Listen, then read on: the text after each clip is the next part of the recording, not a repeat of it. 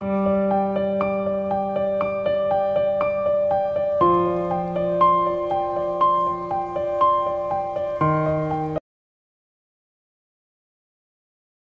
Friends, welcome to my channel. ఈరోజు మనం ఈ వీడియోలో eternal love of dreams episode 5ని చూద్దాము. ఇప్పుడు ఎపిసోడ్ స్టార్టింగ్ లోనే మిన్షుని బంధించి ఉంచారని తెలుసుకుని జీ హెంగ్ ఆ కొండ దగ్గరికి వస్తూ ఉంది. ఇంతకు ముందు మింగ్హాని కూడా అక్కడే బంధించి ఉంచారు కదా, సేమ్ ఆ కొండనే ఇది. ఇప్పుడు మిన్షు ఆ పురుగులతో ఫైట్ చేస్తూ ఉంటే అక్కడికి జీ హెంగ్ కూడా వచ్చేస్తుంది. వచ్చి మిన్షుకి హెల్ప్ చేస్తూ ఉంది. కానీ ఆ పురుగులు చాలా పవర్ఫుల్ గా ఉన్నాయి. దాన్ని వాళ్ళిద్దరూ కూడా హ్యాండిల్ చేయలేకపోతున్నారు. ఇద్దరికి బాగా గాయాలవుతూ ఉన్నాయి. మిన్షు కళ్ళు తిరిగి పడిపోతూ ఉన్నాడు. ఆ టైంలో జీహెంగ్ తన వల్ల అయినంత వరకు వాటితో ఫైట్ చేస్తూ ఉంది. కరెక్ట్ గా అప్పుడు మింగ్హువా డ్రాగన్ రూపంలో అక్కడికి వచ్చి ఫైర్ బాల్స్ ని వదిలి అక్కడున్న పురుగులన్నిటి చంపడానికి ట్రై చేస్తూ ఉన్నాడు. తరువాత అతను మనిషి రూపంలోకి వచ్చేసి తన టోటల్ పవర్స్ ని యూజ్ చేసి ఒక పెద్ద బ్యారియర్ ని క్రియేట్ చేస్తున్నాడు. ఆ పురుగులేవి లోపలికి రాకూడదు అనేసి తన పవర్స్ అన్నిటిని యూజ్ చేయడం వల్ల అతను బాగా వీక్ అయిపోతున్నాడు. అప్పుడు అతని దగ్గరికి జీహెంగ్ వచ్చి, మీరెవరు? మీ ప్రాణాన్ని అడ్డుపెట్టి నన్నెందుకు కాపాడుతున్నారని అడుగుతూ ఉంది. అతను జీహెంగ్ ని క్లోజ్ గా అబ్జర్వ్ చేసి, నువ్వు సేమ్ మీ అమ్మలాగానే ఉన్నావని అంటూ ఉన్నాడు. అది విని జీహెంగ్, ముందు మీరెవరో చెప్పండి అని అడుగుతూ ఉంది. దానికతను, నేనే మీ నాన్నని అని అంటూ ఉన్నాడు. అది విని జీహెంగ్ షాక్ అయిపోతుంది. మీరేమంటున్నారు? కాస్త నిజం చెప్పండి అని అడుగుతూ ఉంది. దానికి మింగ్హువా, నేనే మీ నాన్నని. మీ అమ్మ ఫస్ట్ హస్బెండ్ బాధలు భరించలేక మీ అమ్మ అక్కడి నుండి వచ్చేసింది. ఆ తర్వాత మీ అమ్మ నన్ను మీట్ అయింది. మేమిద్దరం ఒకరినొకరు ప్రేమించుకొని పెళ్లి చేసుకున్నాము. ఆ తర్వాత నువ్వు పుట్టావు. నీకు 6 సంవత్సరాల వయసున్నప్పుడు నీకు ఒక ప్రమాదం సంభవించింది. అప్పుడు నేను నా డ్రాగన్ స్కేల్ని నీకిచ్చాను. అదే నిన్ను ఇన్ని రోజుల నుండి కాపాడుతూ వచ్చింది అని మింగ్హువా అంటూ ఉంటే, అవును అని జీహెంగ్ అంటూ ఉంది. అవును, మీరు చెప్పిందంతా కరెక్ట్గానే ఉంది. ఆ డ్రాగన్ స్కేల్నే నన్ను ఇన్ని సంవత్సరాల నుండి కాపాడుతూ వస్తూ ఉంది. అయితే మీరే మా నాన్ననా అనేసి ఎమోషనల్ గా ఫీల్ అవుతూ ఏడుస్తూ ఉంది. అప్పుడు బుజ్జినక్కని చొంగ్లిన్ దగ్గర అప్పచెప్పేసి దోంగ్హా కూడా ఆ బేషవ్ కొండ దగ్గరికే వస్తూ ఉన్నాడు. అక్కడ రకరకాల పువ్వులున్నాయి. దోంగ్హా ఆ పువ్వుల్లో ఉండే తేనెని తీయడం కోసము బాటిల్ని రప్పిస్తున్నాడు. అప్పుడు కరెక్ట్ గా తన చేతికి ఒక చిన్న గాయమవుతుంది. అయినా పర్లేదు అనేసి ఆ బాటిల్లో తేనెని పట్టుకుని అక్కడి నుండి బయలుదేరబోతూ ఉంటే అక్కడ ఏదో ప్రాబ్లం జరుగుతుంది అనేసి దోంగ్హాకి అర్థమైపోతుంది. అదేంటో చెక్ చేసి వద్దాము అనేసి అక్కడికి వెళ్తూ ఉన్నాడు. అక్కడికి వెళ్లి చూస్తే మింగ్హువా చనిపోయే స్టేజ్ లో ఉన్నాడు. మింగ్హువా పక్కనే జీహెంగ్ కూర్చొని ఏరుస్తూ ఉంది. అప్పుడు దోంగ్హా తన పవర్స్ ని యూజ్ చేసి అక్కడున్న పురుగులన్నింటినీ చంపేస్తున్నాడు. వాటిని చంపేసి మింగ్హువా దగ్గరికి వెళ్లి, నీకేమైంది? ఎందుకు ఇక్కడ ఉన్నావని అడుగుతూ ఉన్నాడు. అప్పుడు మింగ్హువా జీహెంగ్ ని చూపించి, తినే నా కూతురు జీహెంగ్, తనని నువ్వే ఎలా అయినా కాపాడాలి అని అడుగుతూ ఉంటే దోంగ్హా వెంటనే, ఓహో ఇదే మీ ప్రేమకు ప్రతిరూపమా అని అడుగుతూ ఉన్నాడు. మింగ్హువా అవును అని అంటూ ఉన్నాడు. నేను ఎలాగో చనిపోబోతున్నాను. జిన్హే మీద ఆ పురుగుల విషం ఉంది. నా కూతుర్ని మీరే ఎలాగైనా కాపాడాలి అని అంటూ ఉన్నాడు. అది విని జీహెంగ్, మా నాన్నని కూడా ఎలా అయినా కాపాడండి అనేసి ఏడుస్తూ ఉంది. దోంగ్హా వెంటనే మింగ్హువాని చెక్ చేసి చూసి, లేదు ఆల్రెడీ లేట్ అయిపోయింది, నేనింక కాపాడలేను అని అంటూ ఉన్నాడు.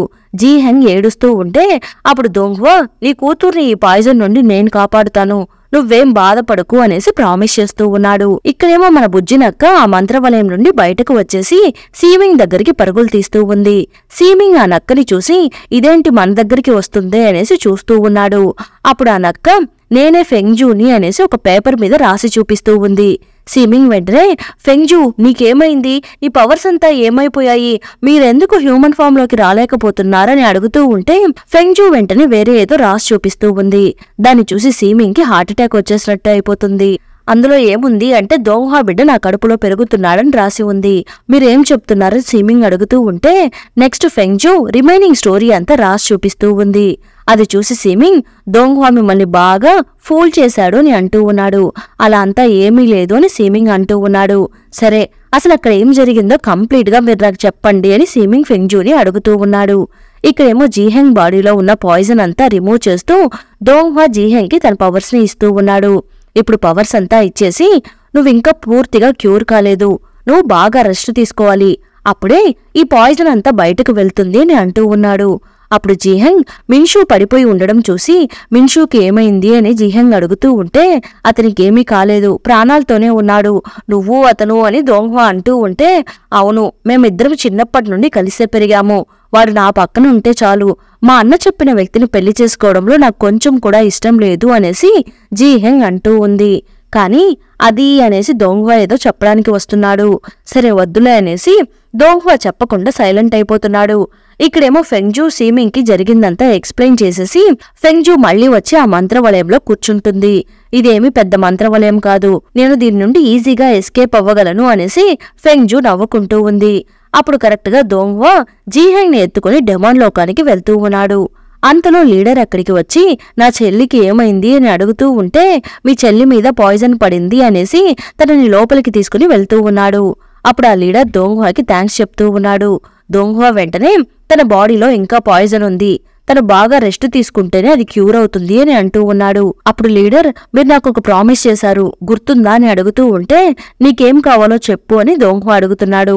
మీరు నా చెల్లెని పెళ్లి చేసుకోవాలి, మీ ఇద్దరికి పెళ్ళైతే స్వర్గలోకానికి డెమాన్ లోకానికి ఎలాంటి గొడవలు రావు, అప్పుడు అందరూ ప్రశాంతంగా ఉండవచ్చు, భూలోకంలో కూడా చాలా ప్రశాంతంగా ఉంటుంది అని అంటూ ఉంటే దోంగ్హా కాసేపు థింక్ చేసేసి నాకు పెళ్లి చేసుకునే ఐడియా లేదు, పెళ్లి మీద నాకు పెద్దగా ఇంట్రెస్ట్ కూడా లేదు, అందుకే ఎన్నో వేల సంవత్సరాలు అవుతున్నా నేను ఇంకా పెళ్లి చేసుకోకుండానే ఉన్నానని అంటూ ఉన్నాడు.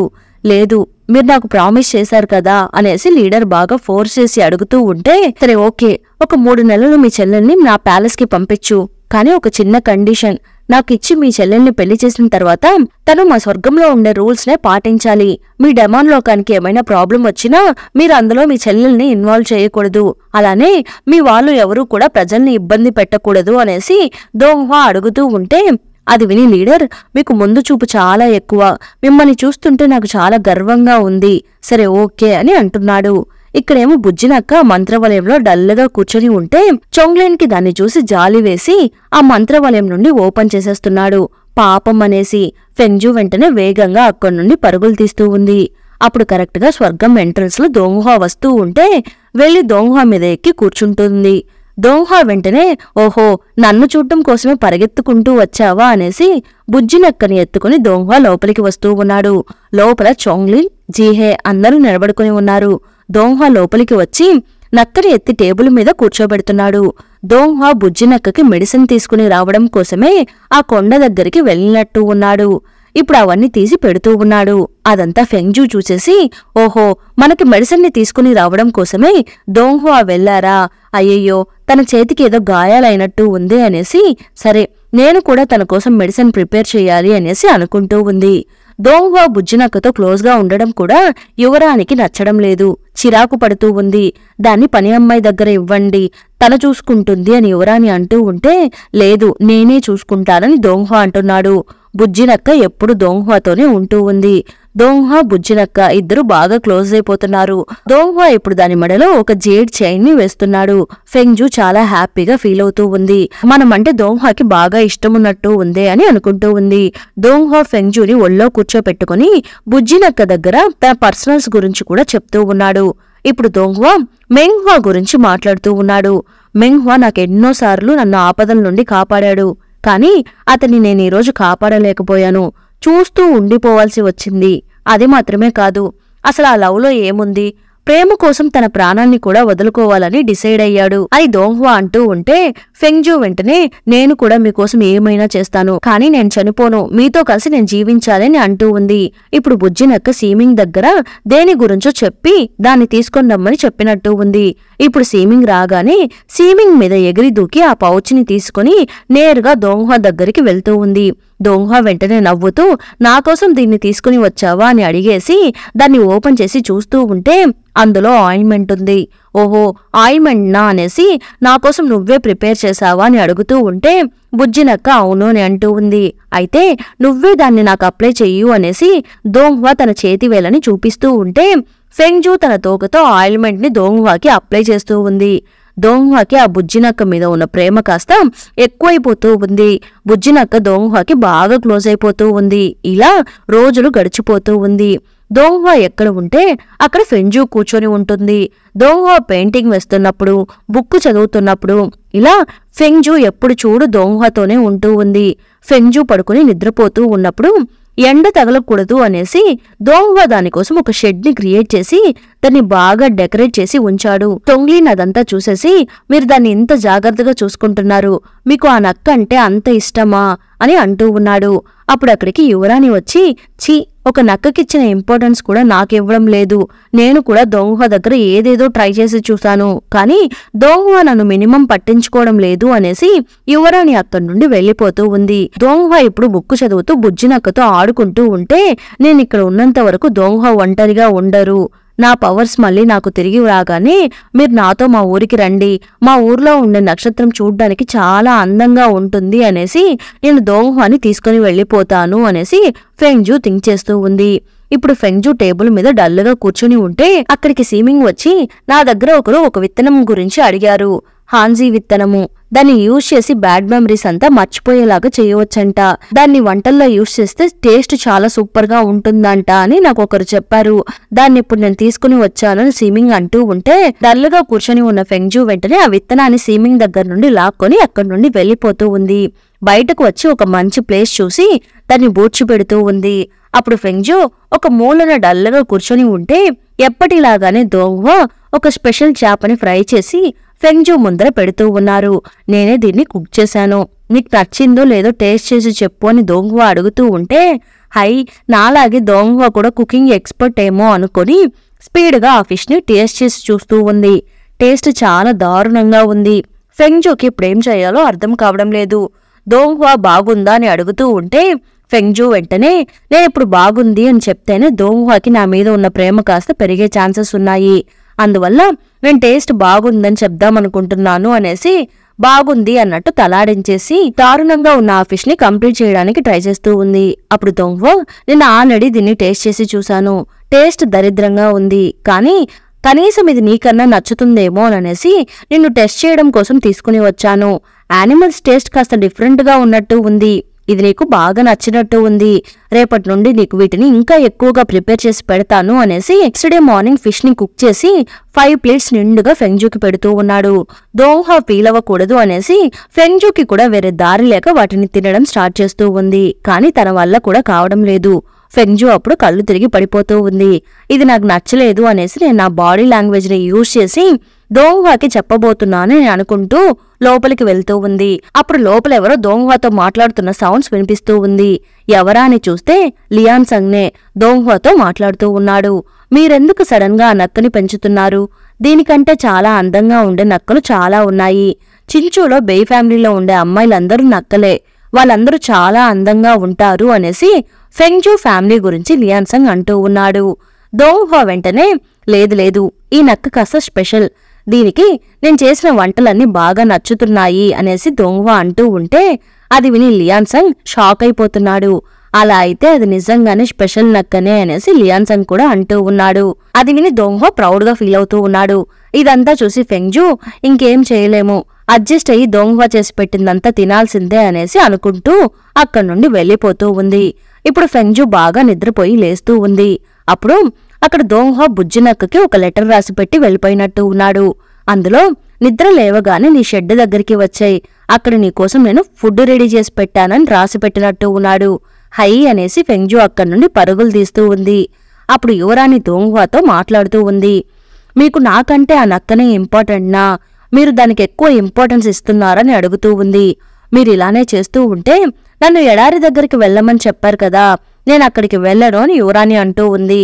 అదంతా విని దోంగ్హా, నిన్ను జాగ్రత్తగా చూసుకోమని చెప్పి మీ నాన్న నిన్ను నా దగ్గర అప్పగించారు, నేనిప్పుడు నిన్ను అదే చేస్తున్నాను, ఆ నక్కతో నువ్వెందుకు పోటీ పడుతున్నావు, అది జస్ట్ ఒక పెట్టు మాత్రమే అని అంటూ ఉన్నాడు. అది విని ఫెంగ్జు కాస్త డల్ అయిపోతుంది. దోంగ్హా మాటలు విని యువరాణి కాస్త హ్యాపీగా ఫీల్ అవుతూ ఫెంగ్జుని చూసి, నువ్వు దోంగ్హా చెప్పింది విన్నావా, నువ్వు జస్ట్ ఒక పెట్టంట, కానీ నీకేమో ఎప్పుడు చూడు దోంగ్హా నిన్ను ఎత్తుకుని కూర్చొని ఉండాలని కోరిక, సరే నేనిప్పుడు హ్యాపీగా ఎడారి దగ్గరికి వెళ్లి వర్షాన్ని కురిపించేసి వస్తాను అని అంటూ ఉంది. ఈమె రెయిన్ గార్డ్ అంట, అందువల్ల అలా అంటూ ఉంది. నిన్ను చూసి నేను భయపడ్డాను చూడు అనేసి అక్కడి నుండి బయలుదేరుతూ ఉంది. అప్పుడు డల్గా ఉన్న ఫెంగ్జు నేరుగా ఆ పెయింటింగ్ రూమ్ దగ్గరికి వెళ్లి దోంగ్హా మనల్ని ఒక పెట్టుగానే చూస్తున్నాడు, కానీ తను నాతో ఎక్కువసేపు టైం స్పెండ్ చేశారు. తన పర్సనల్స్ అంతా నాతో షేర్ చేసుకునేవారు. నాకు ఈ జేడ్ చైన్ ని కూడా మెడలో వేశారు. పైగా నా కోసం కుకింగ్ అంతా చేసి పెడుతున్నారు. కానీ నేను చిన్షు యొక్క యువరాణి అని తెలిస్తే ఏమవుతుందో అర్థం కావడం లేదే అనేసి ఫెంగ్జు బాధపడుతూ ఉంది. అప్పుడు అక్కడికి చొంగ్లిన్ వచ్చి నువ్వు చాలా నాటీ దానివి అనేసి దాన్ని ఎత్తుకొని నేను దోంగ్హా వెతుకుతున్నారు, రా వెళ్దాము అనేసి ఫెంగ్జూని తీసుకుని వెళ్లిపోతూ ఉన్నాడు. దోంగ్హాని చూడగానే ఫెంగ్జూ చొంగ్లిన్ చేతి నుండి తుళ్ళుతూ ఉంటే చొంగ్లిన్ వెంటనే గెస్ట్లందరూ వస్తున్నారు, కాస్త సైలెంట్ గా ఉండు, నువ్వు ఇప్పుడు ఇలా అల్లరి చేస్తే మన పరువు పోతుంది అని అంటూ ఉంటే అది విని ఫెంగ్జూ సైలెంట్ అయిపోతుంది. అదంతా చూసి దోంగ్హా నవ్వుకుంటూ ఉన్నాడు. దోంగ్హా గెస్ట్లు రావడాన్ని గమనిస్తున్నాడు. ఆ ఇంపార్టెంట్ గెస్ట్ ఎవరో నెక్స్ట్ ఎపిసోడ్లో చూద్దాం. అంతవరకు టాటా బై బై. ఈ ఎపిసోడ్ ఎలా ఉన్నదో తప్పకుండా కమెంట్ చేయండి. Thanks for watching.